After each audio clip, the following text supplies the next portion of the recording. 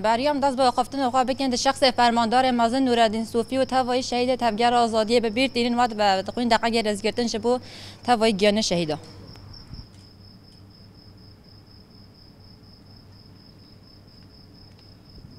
بیرارین شهیداری و مرونی دیگه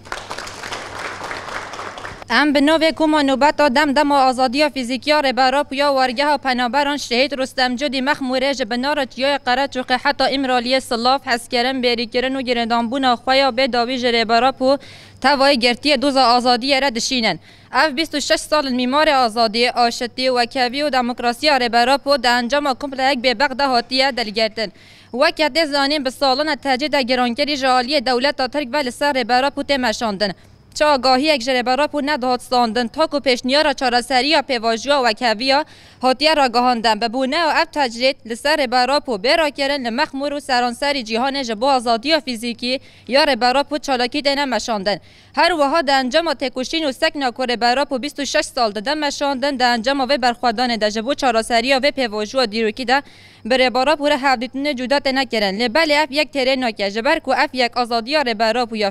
فیزیکی میسوگر ناکه لما ام بانک لتوای گل کردن ولات پاریس او برومد دکن کد و پیواجو دیروکی در ارک کد که وسر مل ما ام پیک بینن او بر برا پور جیانک آزاد جیان بکن جبر کو اگر ام و گل کرد هنه او دکارم بیجن امی هبن بستایا فکر و فلسفه یا ربرا پو برخوادان ویا 26 سالان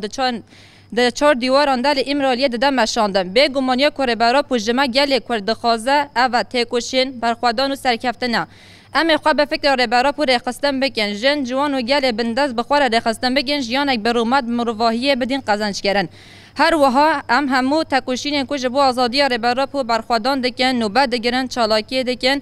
و پیشاندان آوان ده سرکفتن دخوازن اما که گل مخمور استوز دادن حتی تجدید لسر ربرا پو نه شکاندن آزادی فیزیکی ربرا پو نه میسوگر کرن ام دست برخوادان چالاکی خواه برنادن ما جبو آزادی فیزیکی ربرا پو